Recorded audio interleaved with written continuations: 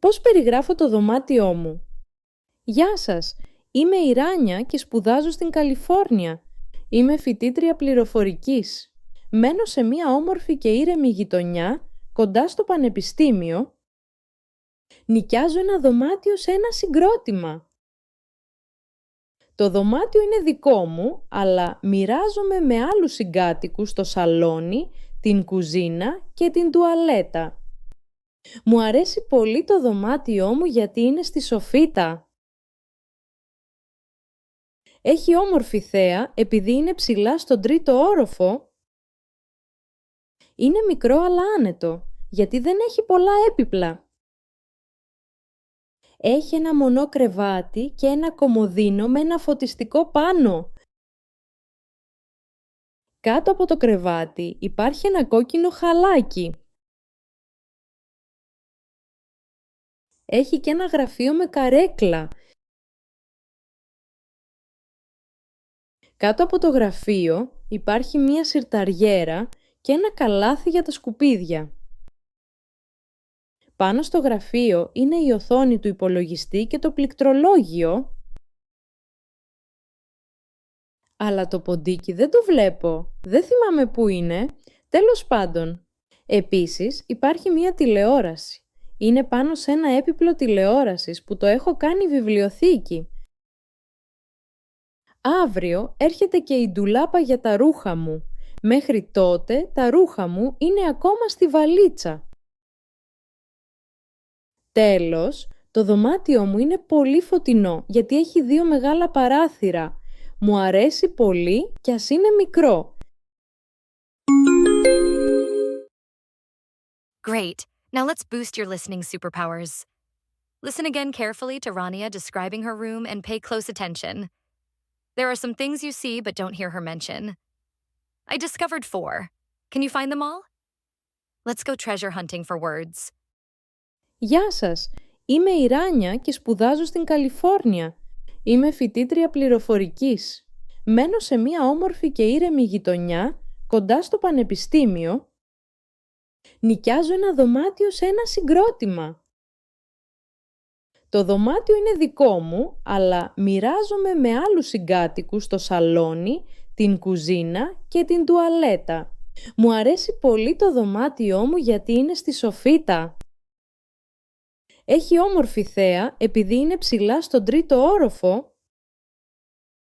Είναι μικρό αλλά άνετο, γιατί δεν έχει πολλά έπιπλα. Έχει ένα μονό κρεβάτι και ένα κομοδίνο με ένα φωτιστικό πάνω.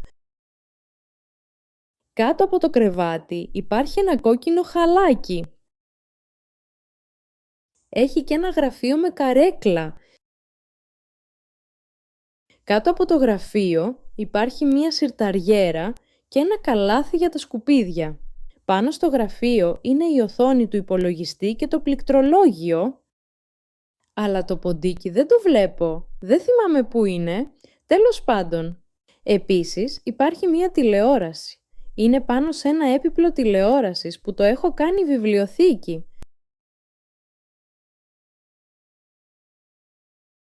Αύριο έρχεται και η ντουλάπα για τα ρούχα μου. Μέχρι τότε τα ρούχα μου είναι ακόμα στη βαλίτσα. Τέλος, το δωμάτιό μου είναι πολύ φωτεινό γιατί έχει 2 μεγάλα παράθυρα. Μου αρέσει πολύ κι ας είναι μικρό. Did you get them all? Let's check. Α, ναι! Ξέχασα να σας πω. Το δωμάτιό μου δεν έχει ένα μόνο κομοδίνο. Έχει 2 κομοδίνα. Μου αρέσουν πολύ τα λουλούδια. Γι' αυτό έχω ένα βάζο με λουλούδια πάνω στο κομοδίνο. Επίσης, μου αρέσουν οι αφίσες. Στον τοίχο υπάρχει μία μεγάλη αφίσα. Τέλος, το δωμάτιό μου δεν έχει μόνο ένα φωτιστικό, αλλά 2. Το ένα είναι πάνω στο κομοδίνο και το άλλο στο ταβάνι. Awesome. Rania just gave us a full tour of her room. Now it's your turn to put your listening skills to the test.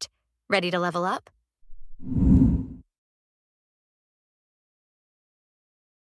Η Ράνια μένει μακριά από το πανεπιστήμιο.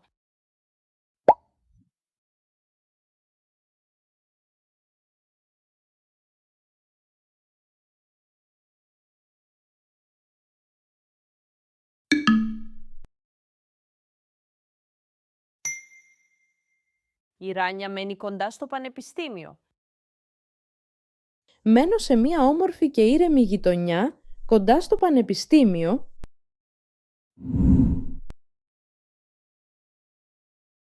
Το δωμάτιό της είναι μεγάλο και έχει πολλά έπιπλα.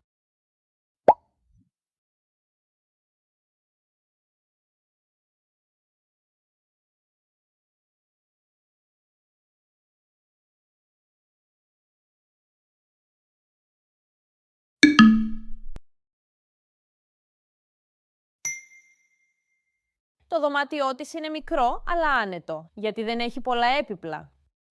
Είναι μικρό αλλά άνετο, γιατί δεν έχει πολλά έπιπλα. Η Ράνια έχει το δικό της δωμάτιο, αλλά μοιράζεται το σπίτι με άλλους.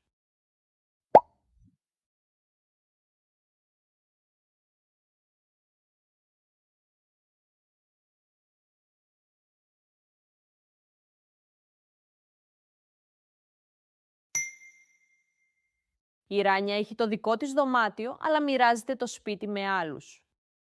Το δωμάτιο είναι δικό μου, αλλά μοιράζομαι με άλλους συγκάτοικους το σαλόνι, την κουζίνα και την τουαλέτα. Το δωμάτιο είναι στη σοφίτα και έχει όμορφη θέα.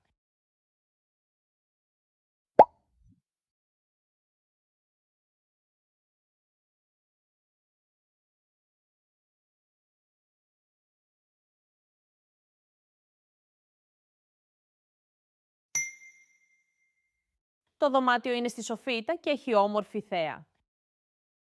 Μου αρέσει πολύ το δωμάτιό μου γιατί είναι στη σοφίτα. Έχει όμορφη θέα επειδή είναι ψηλά στον 3ο όροφο.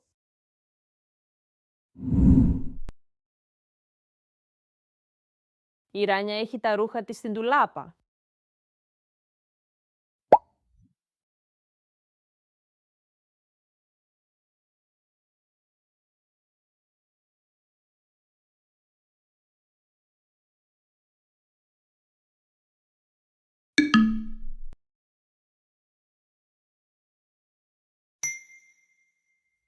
Η Ράνια έχει τα ρούχα της στη βαλίτσα ακόμη.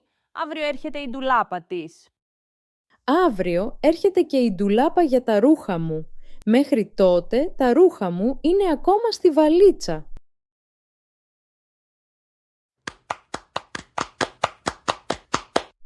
Εσένα, πώς είναι το δωμάτιό σου? Now it's your turn. Share your answers in the comments and keep leveling up your Greek. You're doing amazing. Every step brings you closer to fluency. Thank you for adding quality to your Greek language journey. Keep practicing, stay curious, and I'll see you in the next video.